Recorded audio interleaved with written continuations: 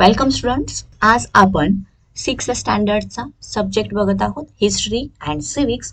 आणि यामधला हिस्ट्री हा पार्ट घेत आहोत. तर यामधला एक चॅप्टर आहे states after the Maurya empire, म्हणजे मौर्य साम्राज्यानंतरची राज्य, असं या आपल्या चॅप्टरचं नाव आहे. तर या चॅप्टरचा आपण आज कम्प्लीट एक्सरसाइज बघणार आहोत. या खाली जे काही क्वेश्चन दिलेले आहेत या क्वेश्चनचे आन्सर्स कशा पद्धतीने द्यायचे आहेत हे अगदी डिटेलमध्ये आपण बघणार आहोत.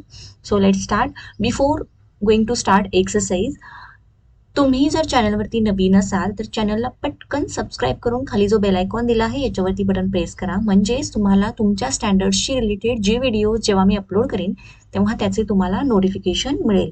Okay, so let start now. Question first, can you tell? आणि याच्यामध्ये question first, the kings who started the minting of gold coins in India.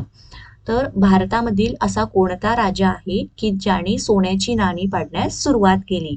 आणि याचा आन्सर आहे द कुशाणा किंग्स, म्हणजे कुशाण राजा. Okay, then second, the city established by Kanishka in Kashmir.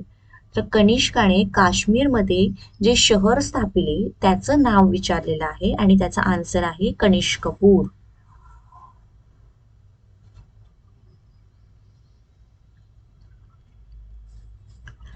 Third question, the king who played the veena. तर असा कोणता राजा आहे जो वीणा वाजवण्यामध्ये त्याने प्रावीण्य मिळवलेलं होतं? तर त्या राजाचं नाव आहे समुद्रगुप्ता.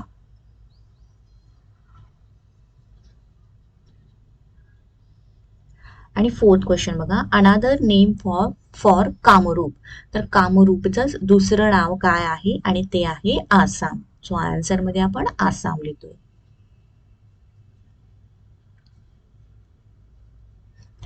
चलो, second question, observe the map in the lesson, list the names of the modern cities which were part of the Gupta empire. तर गुप्त साम्राज्याचे, पूर्वीचं जे गुप्त साम्राज्य होतं याचे सध्यासाठी की सध्या त्याच्यामध्ये जे मॉडर्न सिटीजचे नाव आहेत हे आपल्याला लिहायचे आहेत. आणि त्यासाठी आपल्याला मॅप ऑब्झर्व करायचा आहे. तर हा आहे तो मॅप जो तुमच्या बुकमध्ये दिलेला आहे. ओके, तर इथं ग्रे कलरमध्ये जे दिसतं आहे हे आहे गुप्ता एम्पायर. तर इथं दाखवलेलं आहे बघा, गुप्ता एम्पायर. ओके, ग्रे कलरमध्ये दिलेला आहे. आणि याच्यामध्ये ज्या सध्याच्या मॉडर्न सिटीज आहेत हे आपल्याला त्याची नावे फाइंड आउट करायची आहेत. सो इथं हा जो स्क्वेअर दाखवलेला आहे याला मॉडर्न सिटी असं नाव दिलेलं आहे आणि इथे तुम्ही बघू शकता.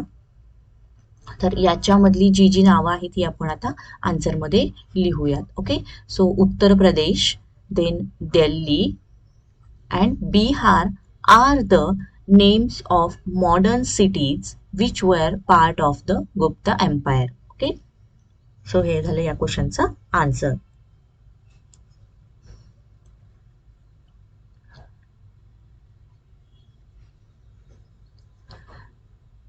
नेक्स्ट आहे third question, discuss and write, म्हणजे चर्चा करा आणि प्रश्नांची उत्तरे लिहा.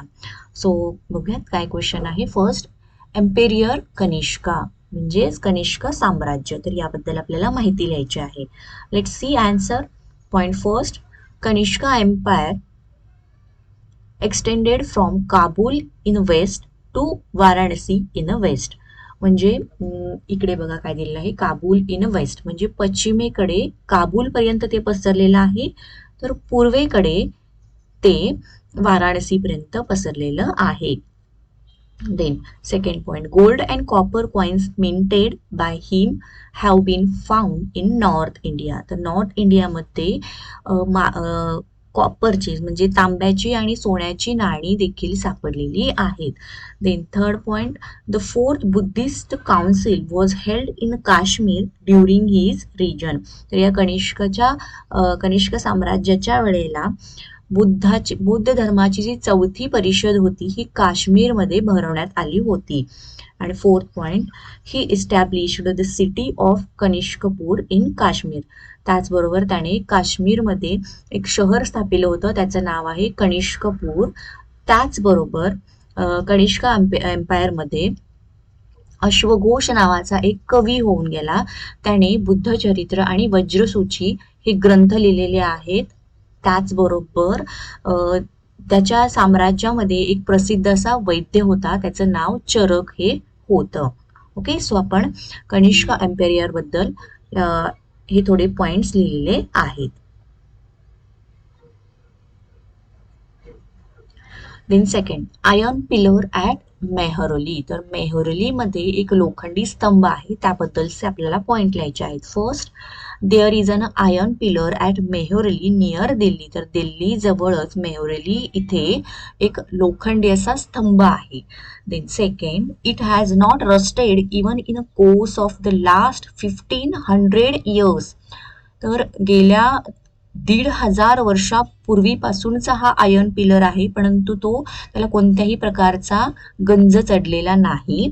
It is an excellent specimen of the metallurgical skill of the ancient Indian people.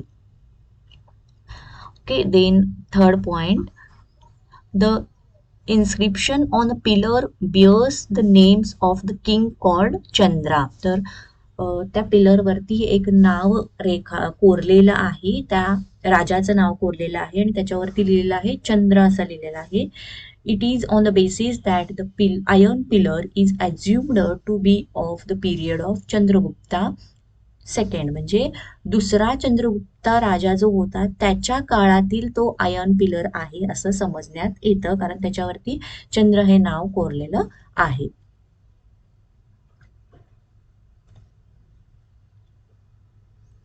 Students, तुम्हाला जर व्हिडिओ आवडत असेल तर व्हिडिओला पटकन लाईक करा. तुम्ही चॅनलला अजूनही जर सबस्क्राईब केलं नसेल तर चॅनललाही सबस्क्राईब करून घ्या.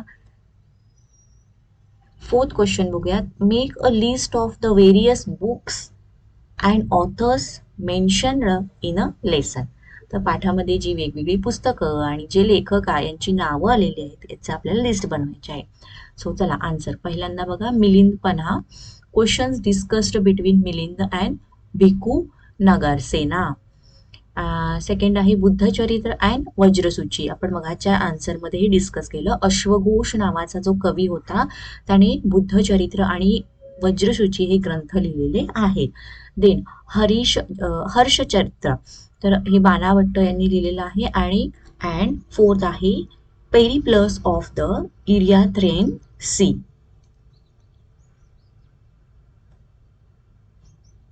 Next, okay, then next is the fifth question. Make a comparative chart of the Vardhan and Gupta dynasties based on the following points. तर वर्धन घराणे आणि गुप्ता घराणे याच्यावरती त्यांनी जे पॉइंट्स दिलेले आहेत त्याच्यावरती आपल्याला कम्पॅरेटिव्ह चार्ट तयार करायचा आहे. ओके, सो असा हा चार्ट तुम्हाला फिलअप करायला किंवा कम्प्लीट करायला सांगितलेला आहे. Let's see the answer of this. इथे बघा, फर्स्ट पॉइंट दिलेला आहे त्यांनी फाउंडर, म्हणजे याचं फाउंडर कोण विचारलेला आहे. गुप्ता डायनेस्टीचा आहे श्री गुप्ता अँड वर्धन डायनेस्टीचा आहे Prabhakar Vardhan. Then expansion of the kingdom and empire, तर त्या राज्याचं एक्सपान्शन कशा पद्धतीने केलं आहे. The Gupta empire spread from Assam up to the Punjab. He also conquered the eastern coastal region up to Kanchi Tamil Nadu. तर इथून इथपर्यंत ते पसरलेलं आहे, म्हणजेच from Assam up to the Punjab तिथपर्यंत पसरलं आणि इकडे ईस्टर्न कोस्टल कांची तमिळनाडूपर्यंत सुद्धा त्याने तिकडचा प्रदेश तो आपल्यामध्ये सामावून घेतलेला आहे.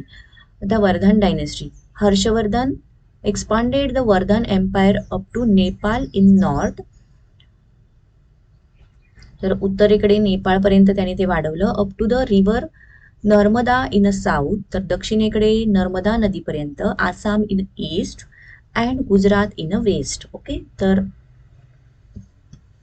पूर्वेकडे आसामपर्यंत आणि पश्चिमेकडे गुजरातपर्यंत हे वर्धन डायनेस्टीचं जे एम्पायर आहे याचं एक्सपान्शन झालेलं आहे. तर अचिव्हमेंट्स काय काय आहेत बघा. First, a pillar inscription at Prayag describe Samudragupta conquest and विक्टोरीज.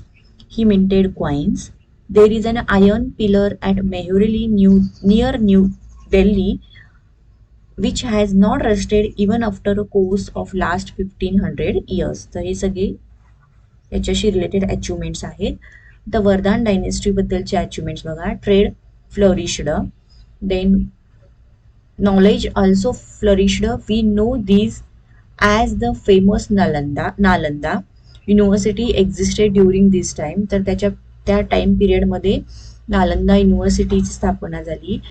Then third point, he wrote 3 Sanskrit plays. तर त्यांनी संस्कृतमधले सुभाषित असे लिहिलेले आहेत. Ratnavali, Nagananda and प्रियादर्शिका.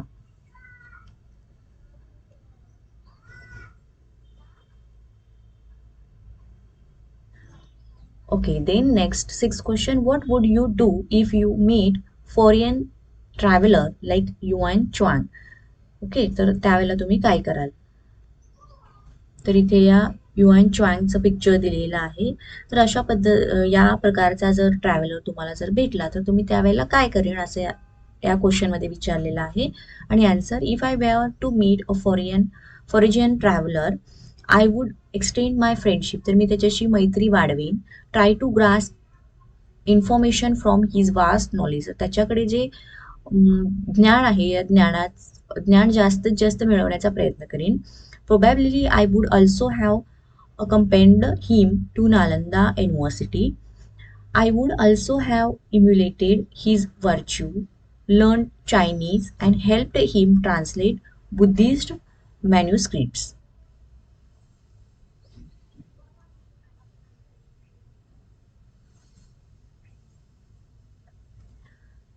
Then next आहे 7th, सॉल्व द पझल. तर आता इथे आपल्याला पझल सॉल्व करायचं आहे आणि अशा पद्धतीचे हे पझल आहे. त्याच्यामध्ये डाऊन अँड अक्रॉस, तर उभे शब्द आणि आडवे शब्द दिलेले आहेत.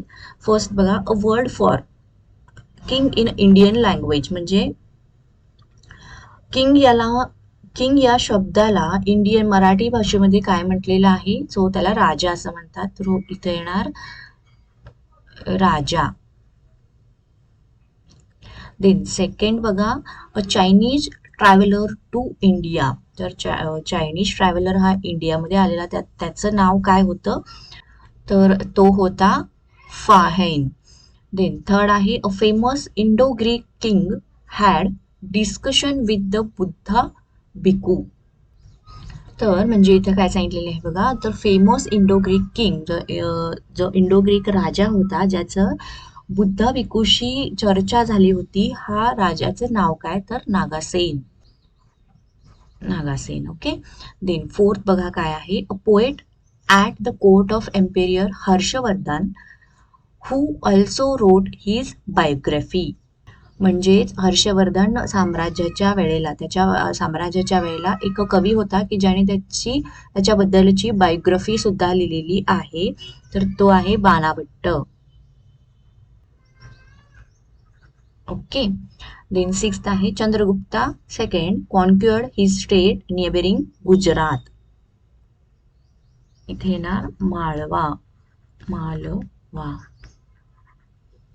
आता फिफ्थ बघा, अक्रॉस म्हणजे आडवे शब्द बघायचे आहेत आपल्याला.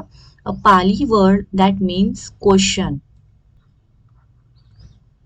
सिक्स्थ बघा, the most famous Indo Greek king. तर तो जो फेमस इंडो ग्रीक राजा होता त्याचं नाव आहे Menander. Then 7, Kanishka was the first emperor to make these from gold. तर कनिष्का हे सगळ्यात पहिलं असं साम्राज्य आहे किंवा राज्य आहे ज्याच्यामध्ये नाण्यापासून काय बनवलं गेलं? तर कॉइन बनवले गेले.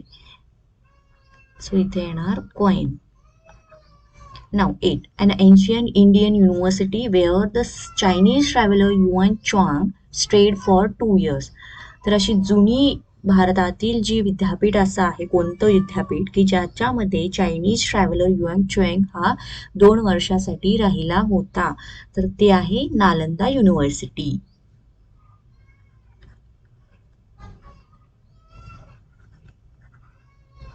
ओके. सो अशा पद्धतीने हे पझल आपण सॉल्व केलेला आहे. तर स्टुडंट, याच बरोबर हा जो एक्सरसाइज होता इथे संपलेला आहे. तुम्हाला व्हिडिओ आवडला असेल, व्हिडिओला पटकन लाईक करा, चॅनलला सबस्क्राईब करा. थँक्यू. Bye bye.